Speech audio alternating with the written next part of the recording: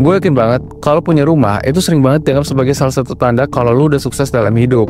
Dan ini wajar sih, soalnya rumah itu bukan cuma tempat tidur, tapi jadi simbol kebebasan, keamanan, bahkan gengsi sosial. Makanya banyak orang yang rasa baru mapan kalau mereka tuh bisa nunjukin kunci rumah sendiri. Tapi yang jadi masalah, sekarang harga rumah tuh naik kenceng banget, bahkan bisa lebih cepat daripada kenaikan gaji rata-rata. Bayangin aja nih, gaji di Indonesia naiknya itu paling sekitar 5-10% per tahunnya, dan itu pun kalau lu kerja di perusahaan bonafit. Sementara harga rumah ini bisa meroket puluhan persen dalam waktu yang sama. Alhasil beli rumah cash itu jadi mimpi yang gak bakal terrealisasi. Nah di sini nih titik KPR muncul, seakan-akan jadi penyelamat. Bank ngasih tawaran manis cukup dengan bayar uang muka, habis itu sisanya bisa dicicil 15, 20, bahkan 30 tahun. Gampang banget ya kan? Lu cukup tanda tangan perjanjian, keluar dari notaris, habis itu bisa tuh langsung pamer rumah baru.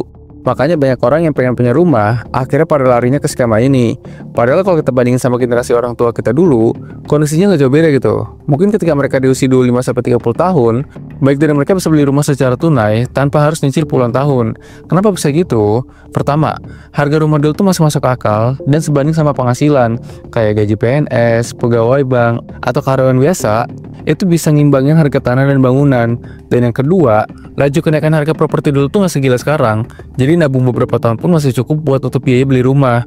Nah sekarang kondisi udah kebalik nih, harga rumah naiknya kelewat cepat, sementara penghasilan naiknya pelan banget.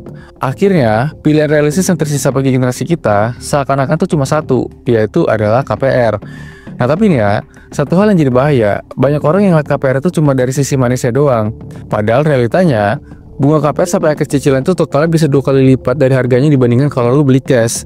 Nah makanya video kali ini, gue mau bahas kenapa ambil KPR itu bisa jadi keputusan yang bodoh. So, disimak sampai habis.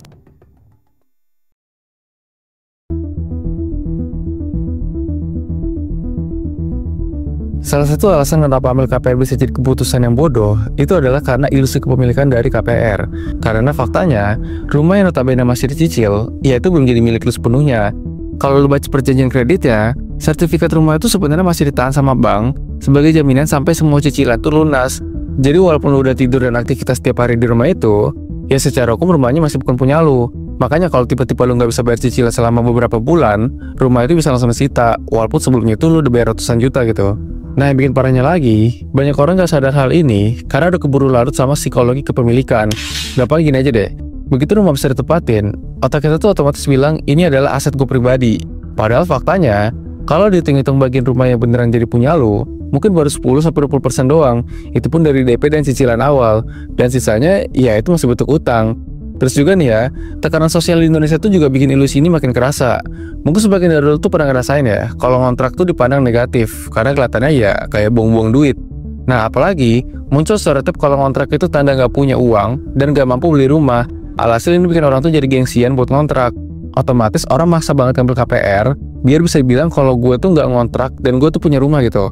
Padahal kalau dipikir secara logis, justru lebih sehat secara finansial kalau misalnya sewa rumah dulu sambil nyiapin strategi keuangan yang bener-bener udah matang. Bahkan ya, kadang KPR ini tuh diperparah dengan gimmick dari marketing bank dan juga developer. Mereka tuh jago banget itu ngeracik kata-kata biar lu ngerasa udah bener-bener jadi pemilik rumah. Coba aja deh lihat di brosurnya, selalu ada kalimat manis kayak wujudkan rumah impian sekarang juga, atau lebih baik cicil daripada buang uang untuk kontrak, atau kata-kata apalah gitu. Intinya untuk marketing mereka lah. Semuanya itu dibungkus dengan gambar keluarga bahagia, rumah modern, atau cara apapun, seakan-akan dengan tanda tangan kontrak kalau lu udah sah jadi pemilik rumah. Padahal yang sebenarnya lu lakuin adalah nyewa ke bank dengan komitmen cicilan belasan sampai puluhan tahun. Dan sebenarnya di sini harus hati-hati, karena ketika lu udah ngerasa aman dan mapan secara finansial, sebenarnya lu dijebak karena uang lu bakal kepotong besar-besaran tiap bulan.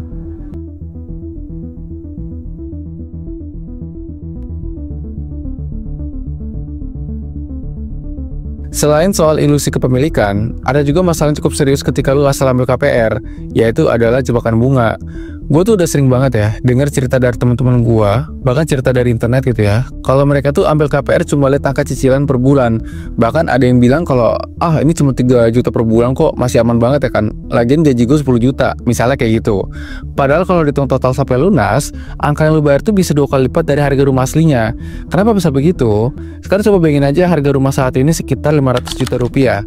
Abis itu lu ambil KPR 20 tahun dengan bunga tetap di awal, terus bunga floating di tahun-tahun berikutnya.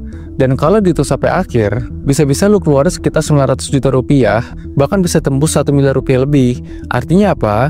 Lu seolah dipaksa beli rumah dengan harga sebenarnya nggak rasional, tapi karena dicicil kecil-kecil, makanya jadi kerasa ringan. Nah, belum lagi, KPR ini tuh ada opsi cicilan dengan bunga floating, alias bunga yang bisa berubah-ubah sesuai kondisi pasar. Biasanya bank tuh kasih pilihan bunga yang menarik di awal, yang biasanya cuma 5-7%. Dan ketika masa fixnya habis, langsung dilempar tuh ke floating yang bisa 11-14%.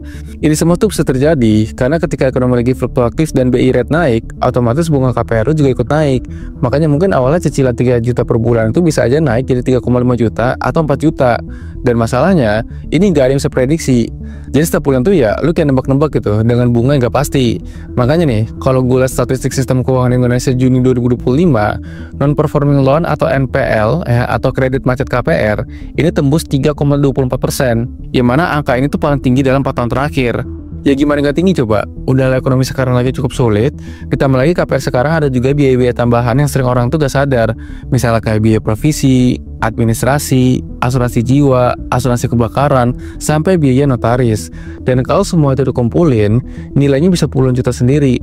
Jadi cicilan KPR itu sebenarnya bukan cuma bayar harga rumah, tapi juga bayar biaya siluman yang bikin total pengeluaran kita tuh jadi nggak terarah.